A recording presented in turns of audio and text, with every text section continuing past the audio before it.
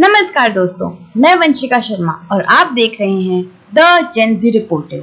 आज की कहानी सिर्फ नेपाल की नहीं, ये उस पीढ़ी की शक्ति की कहानी है जिसे हमने समझा था कि केवल खाने पीने और घूमने में मस्त रहती है, लेकिन नेपाल में जो हुआ वह 48 घंटे में एक सरकार गिराने की कहानी है। 19 युवाओं की शहादत की कहानी है और सबसे बड़ी बात, सोशल मीडिया बैन के खिलाफ शुरू हुई लड़ाई जो भ्रष्टाचार और नेपोटिज्म के खिलाफ जंग बन गई है।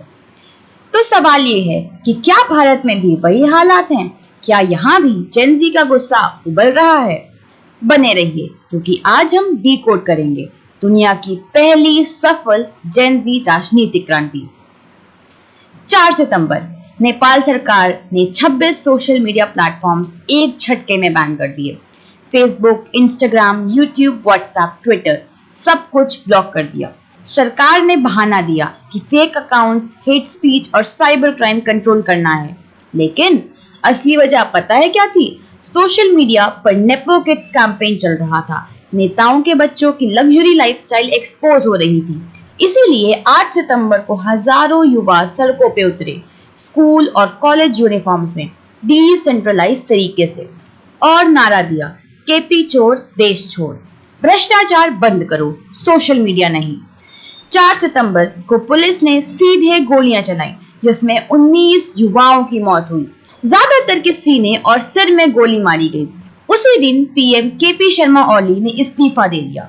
संसद भवन में आग लगा दी गई। दोस्तों, ये दुनिया का सबसे पहला सक्सेसफुल जेन ज़ी पॉलिटिकल रेवोल्यूशन था, जो 4 दिनों में पूरा हुआ। अब समझते हैं कि असल में गुस्सा किस बात का था। नेपाल की ग्राउंड रियलिटी को देखते हैं। यहाँ 90% लोग इंटरनेट इस्तेमाल कर रहे हैं। जेन ज़ीज लगभग 16 से 25 वर्षीय लोग की जनसंख्या 20% है। लाखों युवा विदेश में मजदूरी करने को मजबूर हैं। यहाँ की औसत आमदनी $1,400 पर ईयर है। ये नेपो किड्स का मामला है। यहाँ रवीश कुमार जी ने अपने वीडियो में समझाया कि नेताओं के बच्चे कभी ऑफिस नहीं जाते, 10 to 5 जॉब नहीं करते, लेकिन लग्जरी कार्स, लग्जरी होटल्स और विदेश में घूमते हैं। बड़ी बड़ी कंपनियों में पार्टनरशिप कंपनीज को प्रमोट करते हैं और बड़े बड़े पदों में आसानी से बैठ जाते हैं। जनता का सवाल है कि हमारा टैक्स मनी इनकी आलीशान जिंदगी फंड क्यों कर रहा है? भ्रष्टाचार के एग्जाम्पल्स देखिए कैसे विदेश मंत्री ने स्कूल में मनी लॉन्ड्रिंग के आरोप लगे हैं। हिल्टन होटल को आग लगा दी गई क्योंकि अफवाह थी कि फॉर्मर प्राइम मिनिस्टर के बेटे का शेयर है। मिनिस्टर्स के घरों में हमले, सबकी प्रॉपर्टी टारगेट हुई। जेन ज़ीज का मैसेज क्रिस्टल क्लियर था कि टैक्स का पैसा लूटा जा रहा है और हमारी मेहनत की कमाई भ्रष्टाचार के जरिए नेताओं के बच्चों के पास पहुंच रही है। पुराने प्रोटेस्ट और जेन ज़ी प्रोटेस्ट को समझते हैं।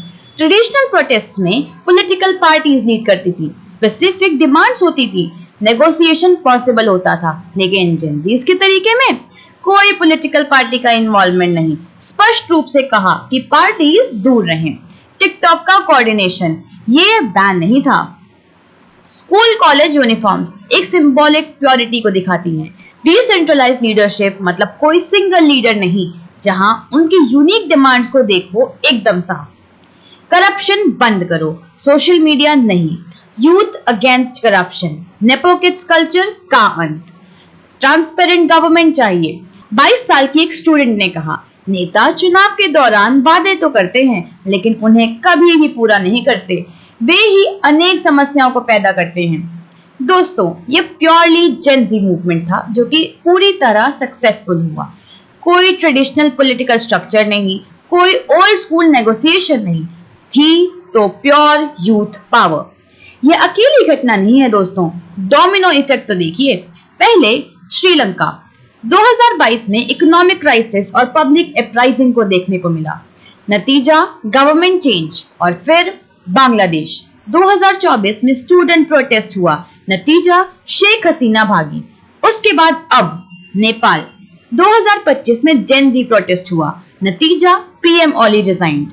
इंडोनेशिया में भी समांतर घटनाक्रम चल रहा है। रवीश कुमार जी ने बताया कि ठीक उसी टाइम इंडोनेशिया में भी भयंकर प्रदर्शन किया गया। भ्रष्टाचार के खिलाफ प्रोटेस्ट किए गए, इकोनॉमिक इनइक्वालिटी पर गुस्सा निकाला गया। पार्लियामेंट बिल्डिंग पर हमले किए गए, 10 मौतें अब तक हो चुकी हैं। एमपीज का हाउसिंग अलाउंस मिनिमम वेजेस से 10 गुना ज्यादा, इस पर भी जनता का आक्रोश है। नेपाल के प्रोटेस्टर्स फिलीपींस के एंटी नेपोटिज्म कैंपेन से इंस्पायर्ड थे। अब क्रिटिकल क्वेश्चन ये है कि क्या ये यूथ की रीजनल यूथ अपराइजिंग पैटर्न है या सिर्फ एक कोइंसिडेंटल टाइमिंग? चाइना इंडिया के बीच में 3 पड़ोसियों में पॉलिटिकल इंस्टेबिलिटी है और जियोपॉलिटिकल इंप्लीकेशंस क्या हैं? नैया पार का ब्रूटल एनालिसिस दिखाता है कि कैसे भारत में भी वही कंडीशंस हैं। अनएम्प्लॉयमेंट, करप्शन और नेपोटिज्म सिमिलर पैटर्न्स हैं, जैसे एसएससी एग्जाम कैंसिलेशन और स्टूडेंट्स ने जॉब ज्वाइन करी, ट्रेनिंग ली, फिर भी भर्ती कैंसिल कर दी गई। भारी टैक्स संग्रह के बावजूद रेल दुर्घटनाएं, इंफ्रास्ट्रक्चर के फेलियर्स, एयरपोर्ट कोलैप्स कर रहे हैं, पुल गिर रहे हैं। मंत्रियों के बच्चे बिना योग्यता के क्रिकेट बोर्ड और इथेनॉल कारोबार में शामिल हैं। कुछ एग्जाम्पल्स आपके सामने रखती हूँ। जैतली का लड़का बीसीसीआई सेक्रेटरी, नीतीश गडकरी के लड़के ने इथेनॉल बिजनेस चालू किया। सिंधिया का लड़का एमपी क्रिकेट बोर्ड में विदाउट एनी क्वालिफिकेशन। उनके सुरक्षा कवच जैसे अंधभक्ति भारत में नेपाल शाली के विद्रोह को रोकती है। उनका मानना है कि जब मालिक सेट है तो हम भी सेट हैं वाली सोच। मीडिया भी बिक चुकी है, जो रियल अनएम्प्लॉयमेंट फिगर्स नहीं दिखाते। नैया पार की वार्निंग, जिस दिन मीडिया सच्चाई दिखा दे तो नेपाल जैसी कंडीशन इंडिया में बन जाएगी। गवर्नमेंट्स का कॉमन टैक्टिक, दुनिया भर में सरकारों का एक ही तरीका मिल गया है। युवाओं को डराने के लिए सोशल मीडिया पर कंट्रोल किया जाता है, लेकिन नेपाल में बैकफायर किया गया। सरकार को लगा था सोशल मीडिया बैन करने से असंतोष ठंडा पड़ जाएगा, लेकिन हुआ उसका ठीक उल्टा। अगले दिन यूथ ने काठमांडू की सड़कों को भर दिया। इससे क्या सीख मिलती है दोस्तों? यही कि युवाओं को दमन के रास्ते पर आप दबा नहीं सकते। दमन की राजनीति लंबी नहीं चलेगी। आज सिस्टमैटिक सॉल्यूशन की जरूरत है। ट्रांसपेरेंसी बढ़ानी होगी, डेमोक्रेटिक एक्सप्रेशन को स्पेस देना होगा, करप्शन पर रियल एक्शन लेना होगा। इंडिया के लिए ये एक वार्निंग है। भारत के पड़ोस में बांग्लादेश के बाद नेपाल की ये अस्थिरता उसके लिए चिंता की बात है। बाहरी शक्तियां भी तभी सक्सेसफुल होती हैं जब भीतर के हालात खराब होते हैं। पुराने ढर्रे लकीर के फकीर वाली तोड़। जिस पीढ़ी के बारे में ये समझ बनाई जा रही थी कि उसे राजनीति का कोई लेना देना नहीं है, लोकतांत्रिक अधिकारों से उसका कोई सरोकार नहीं है, जेनजीज ने पहला राजनीतिक विद्रोह नेपाल में कर दिया है। अगर इसे जेनजी के विद्रोह के रूप में देखा जा रहा है तो दुनिया भर में जेनजी पीढ़ी के प्रति समझ को बदलने के लिए यही काफी है। टेक्नोलॉजी और फ्रस्ट्रेशन से रेवोल्यूशन पैदा होता है। 90% इंटरेस्ट, पेनिट्रेशन और फ्रस्ट्रेशन यूथ मिलकर पावरफुल कॉम्बिनेशन बनाते हैं। पारंपरिक राजनीतिक तरीके चलन से बाहर हो सकते हैं। सोशल मीडिया के जमाने में सक्सेसफुल रेवोल्यूशन तेजी से फैलते हैं। मोदी जी की प्रायोरिटी चेक देखिए। जब हमारे प्राइम मिनिस्टर साहब को पर्सनल इंसल्ट पर तुरंत 25 मिनट का इमोशनल स्पीच देने का समय है, लेकिन पब्लिक क्राइसिस पर 2 हफ्ते का इंतजार। इंटरनेशनल समिट्स में हाई प्रायोरिटी देनी है, लेकिन डोमेस्टिक डिजास्टर्स देखते हैं तो अलग ही कैटेगरी में है। दोस्तों, नेपाल से क्या सीख मिलती है? यही कि जब लीडर्स को अपनी इमेज ज्यादा इंपॉर्टेंट लगे पब्लिक सर्विस से, तो डेमोक्रेसी में प्रॉब्लम होती है। टेस्ट से समझो कि रियल लीडरशिप क्या होती है। Personal pain versus public welfare.